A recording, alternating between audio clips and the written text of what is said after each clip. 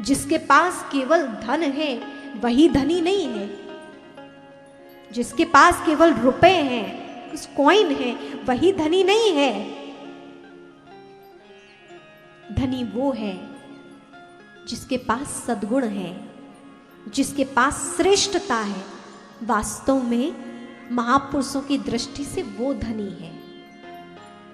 किसी ने बहुत अच्छी बात कही है, सुनिएगा। कुछ लोग कितने गरीब होते हैं, कुछ लोग कितने गरीब होते हैं जिनके पास दौलत के अलावा कुछ नहीं होता।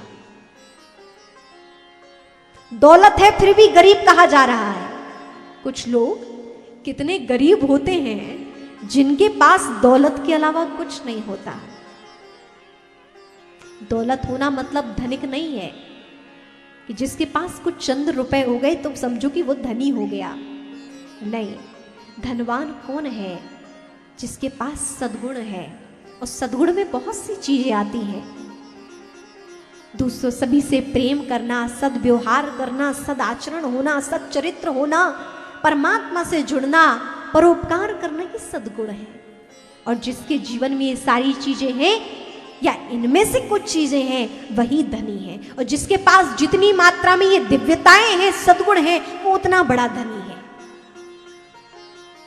इसीलिए हम ऐसे धनी बने जो हम सदैव के लिए धनी बन जाएं। आप देखें कितने बड़े बड़े धनवान हो गए इस संसार में। अरे धनवान छोड़िए, कितने बड़े बड़े राजा महाराजे हो गए। कितनी अथाह धन संपत्ति वैभव। आप सफेद पत्थर लगा लेते हैं, समझते हैं कि हमने कितना शानदार मकान बना लिया। सबसे महंगा पत्थर लगाकर भी हम सोचते हैं कि हमने बहुत अच्छा मकान बना लिया। आप देखिए राजा महाराजाओं के यहां मरकत मणि जड़ी होती थी फर्श पर। और मरकत मणि की कोई, उसके धन की कोई सीमा नहीं है कि एक मणि कितने की आती है। ऐसी मरकत मणि जड़ित उनकी दीवारें थी, हीरे पन्ने जड़े उनकी शैयाएं थी। कितना अथाह धन संपत्ति वैभव। जहां पीने के लिए जल की इच्छा करें तो हजारों पेय पदार्थ उत्पन्न हो जाएं। अनंत दास दासियां, कितना वैभवशाली राजे महाराजे हमारे इस देश में हुए हैं। और हमारे भारत देश को तो सोने की चिड़िया कहा गया है। ये देश सोने की चिड़िया रहा, कितना अथाह धन संपत्ति वैभववान रहा हमारा देश। लेकिन जरा सोचिए, जिन राजे महाराजाओं के यहाँ इतना सब कुछ था, आज उनके वो महल कोई दीपक लगाने वाला नहीं है। वहां पर आप चले जाइए, राजस्थान में कितने अधिक वहां महल है, लेकिन वहां पर क्या हो रहा है? काइयां जमी हुई है, पेड़ पौधे उस स्थान पर उग रहे हैं। जहां कभी कितनी रोशनी रहा करती थी, कितनी चमक धमक हुआ करती थी, आज वहां दीपक लगाने वाले लोग नहीं हैं। धनवानों को इस संसार में याद कब तक किया जा सकता है? एक सीमा है। धन सुख नहीं दे सकता, धन आनंद नहीं दे सकता। धन आपको सुविधा दे सकता है और सुविधा तन प्राप्त करता है। लेकिन तन सुविधाओं को भोग रहा है, लेकिन मन प्रसन्न नहीं है तो वो आपको अच्छा भी नहीं लग सकता।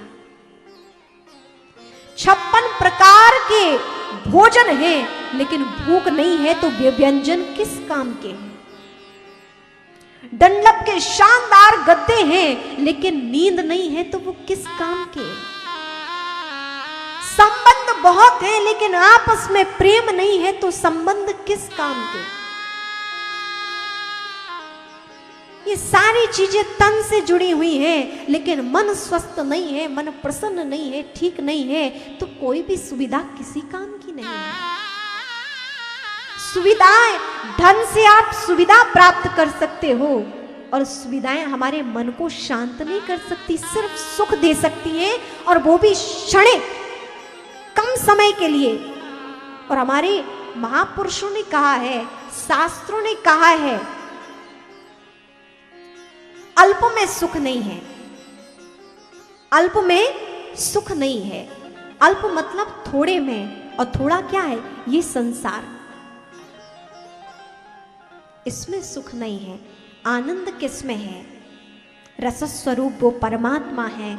जिन्हें वो परमात्मा मिल जाए वो सुख में है, वो आनंद में है।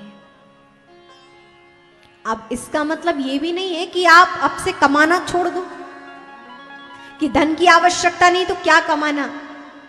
जो लोग कह देते हैं धन हाथों का मैल है, लेकिन यदि धन हाथों का मैल है तो हाथ गंदे करने में भी तो सबका मन करता है ना। उस मैल को रखने का भी सबका मन करता कि नहीं करता? करता है ना। यदि धन हाथों का मैल है, मैल सबको चाहिए। ये नहीं है कि आप धन ना कमाओ, बड़ी बात समझिएगा। हमारे यहां धन अर्थ को कहते हैं, और हमारे यहां धन को भी पूजनीय माना गया है। हमारे यहां धन की भी पूजा होती है। आप दीपावली पे धन का पूजन करते हैं कि नहीं? हमारे यहां धन को अर्थ कहा गया, और अर्थ शास्त्र है। हमारे यहां अर्थ शास्त्र है, और शास्त्र पूजनीय है। लेकिन कैसा अर्थ, कैसा धन? हमारे यहां 4 पुरुषार्थ हैं: धर्म, अर्थ, काम और मोक्ष। 4 पुरुषार्थ हैं: धर्म, अर्थ, काम और, एक बार बोल दीजिए, मोक्ष। लेकिन कैसा धन पूजनीय है? जो धर्मगत कमाया हुआ हो, जो धर्म से कमाया गया है, वो धर्मगत धन हमारे लिए पूजनीय है, हमारे लिए लाभकारी है। अपितु जब हम, देखिए, व्यापार का मतलब है लाभ लेना। यदि हम कुछ पूंजी लगा रहे हैं और उससे यदि हमें लाभ ना मिले तो हम श्रेष्ठ व्यापारी नहीं है। पूंजी को बढ़ाना हमारा दायित्व है, व्यापारी का कर्तव्य है, और उसका लाभ लेना व्यापारी का अधिकार है। लेकिन कितना लाभ लेना? जितना उसके लिए उचित है। लेकिन अधिक यदि कोई लाभ ले, किसी को छल ले, ऐसा धन कभी भी आपके लिए कार्यगर नहीं रह सकता। आपको ऐसा धन शांति नहीं दे सकता। लाभ लीजिए जो आपका अधिकार है, लेकिन एक सही मायने में। इस धन की भी पूजा है, अर्थ भी हमारे लिए पूजनीय है, लेकिन कैसा? जो धर्म से जुड़ा हुआ है, धर्मगत, अच्छे पथ पे चलकर कमाया हुआ है। चोरी करके नहीं कमाया, किसी से कपट करके नहीं कमाया, वो धन। तो धर्मगत धन, अर्थ और काम, कामनाएं, जो काम है वो भी हमारे यहां पुरुषार्थ में सम्मिलित है। हमारे यहां काम बुरा नहीं है, लेकिन वो भी धर्म के साथ। धर्म को लेकर जब आप धन कमाते हैं तो आपका पथ सही करता है। धर्म को साथ लेकर आप कामनाओं को भोगते हैं, वो भी आपके लिए ठीक है। और जब धर्म के साथ अर्थ और काम को प्राप्त करते हुए जब धर्म साथ साथ रहता है, तो यही सब आपको मोक्ष भी प्रदान करता है। लेकिन आज हुआ क्या है? आज व्यक्ति धर्म को धक्का मार के अर्थ और काम में लगा हुआ है, और जब धर्म नहीं है तो मोक्ष कैसे मिलेगा?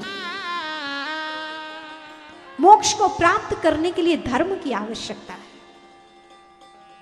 धर्म जीवन में है तो मोक्ष मिलेगा, और मोक्ष की प्राप्ति करनी है तो धर्म के लिए आपको ये जो संसार में रहना, इसके लिए काम भी चाहिए और अर्थ भी चाहिए। लेकिन धर्म के साथ जब इसमें आप प्रविष्ट होते हैं, ग्रहण करते हैं, तो ये हमारे मोक्ष का कारण बनता है, हमें मुक्ति प्राप्त होती है।